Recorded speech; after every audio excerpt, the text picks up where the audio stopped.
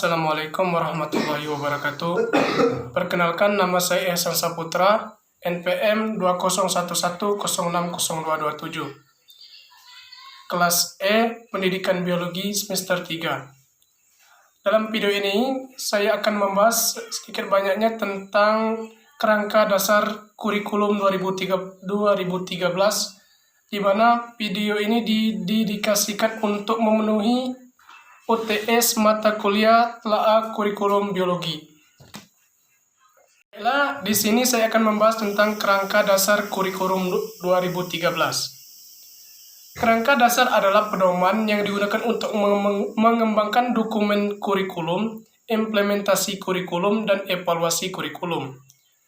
Kerangka dasar juga digunakan sebagai pedoman untuk mengembangkan kurikulum tingkat nasional, daerah, dan KTSP.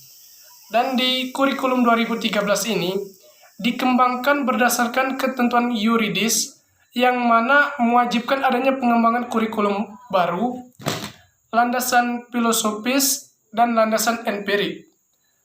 Landasan yuridis sendiri merupakan ketentuan hukum yang dijadikan dasar untuk mengembangkan kurikulum dan yang mengharuskan adanya pengembangan kurikulum baru.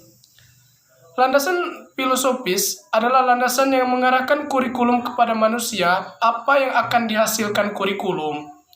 Landasan teoritik memberikan dasar-dasar teoritik pengembangan kurikulum sebagai dokumen dan proses.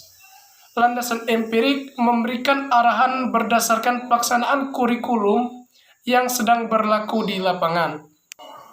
Adapun karakteristik dari kurikulum 2013 ini, pertama, kurikulum 2013 ini berbasis kompetensi, yang artinya kurikulum berbasis kompetensi ini adalah outcomes based curriculum. Dan oleh karena itu, pengembangan kurikulum diarahkan pada pencapaian kompetensi yang dirumuskan dari SKL. Demikian pula penilaian hasil belajar dan hasil kurikulum diukur dari pencapaian kompetensi. Keberhasilan kurikulum diartikan sebagai pencapaian kompetensi yang dirancang dalam dokumen kurikulum oleh seluruh peserta didik. Kompetensi untuk kurikulum 2013 dirancang sebagai berikut. Yang pertama, isi konten kurikulum yang kompetensi dinyatakan dalam bentuk kompetensi inti atau KI, kelas, dan terdirinci lebih lanjut dalam kompetensi dasar atau KD dari setiap mata pelajaran. Poin kedua, kompetensi ini merupakan gambaran secara kategorial mengenai kompetensi dalam aspek sikap, pengetahuan, dan keterampilan, baik itu kognitif dan psikomotorik, yang seharusnya dipelajari peserta didik untuk suatu jenjang sekolah, kelas, dan mata pelajaran. Kompetensi inti adalah kualitas yang harus dimiliki seorang peserta didik untuk setiap kelas melalui pembelajaran KD yang diorganisasikan dalam proses pembelajaran siswa aktif. Poin yang ketiga, kompetensi dasar merupakan kompetensi yang dipelajari peserta didik untuk suatu tema, untuk SD atau MI, dan untuk mata pelajaran di kelas tertentu untuk SMP, MTS, SMA, dan MA. Selanjutnya, proses pembelajaran. Pada proses pembelajaran, kurikulum 2013 terdiri atas pembelajaran intrakurikuler dan pembelajaran ekstrakurikuler, di mana pembelajaran intrakurikuler didasarkan pada prinsip berikut.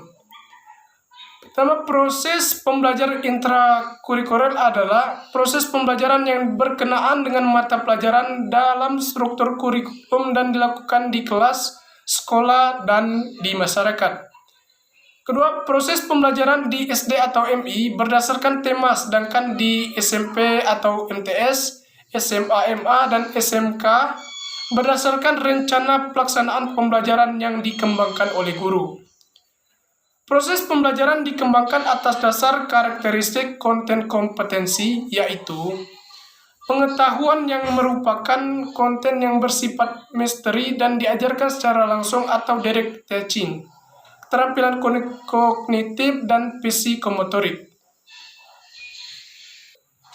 Adapun keterampilan kognitif dan psikomotorik ini adalah konten yang bersifat developmental yang dapat dilatih, trainable, dan diajarkan secara langsung, direct teaching, sedangkan sikap adalah konten developmental dan dikembangkan melalui proses pendidikan yang tidak langsung atau indirect teaching. Poin selanjutnya, pembelajaran kompetensi untuk konten yang bersifat developmental dilaksanakan berkesinambungan antara satu pertemuan dengan pertemuan lainnya dan saling memperkuat antara satu mata pelajaran dengan mata pelajaran lainnya. Selanjutnya, proses pembelajaran tidak langsung indirect terjadi pada setiap kegiatan pembelajaran yang di kelas, sekolah, rumah, dan masyarakat.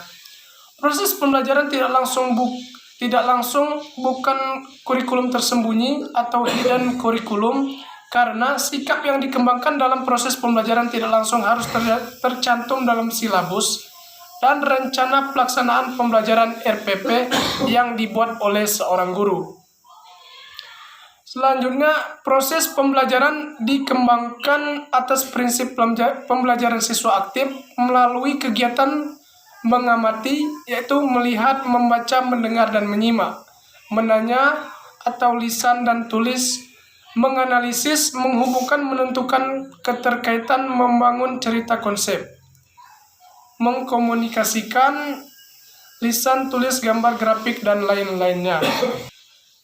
Poin yang terakhir adalah prinsip pengembangan kurikulum 2013. Pengembangan kurikulum 2013 ini didasarkan pada prinsip-prinsip.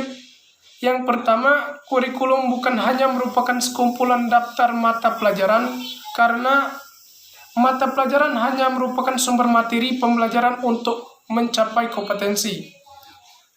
Yang kedua, kurikulum didasarkan pada standar kompetensi lulusan yang ditetapkan untuk satu satuan pendidikan, jenjang pendidikan, dan program pendidikan, sesuai dengan kebijakan pemerintah mengenai wajib belajar 12 tahun, maka itu standar kompetensi lulusan yang menjadi dasar pengembangan kurikulum adalah kemampuan yang harus dimiliki peserta didik setelah mengikuti proses pendidikan selama 12 tahun. Yang ketiga, kurikulum didasarkan pada model kurikulum berbasis kompetensi.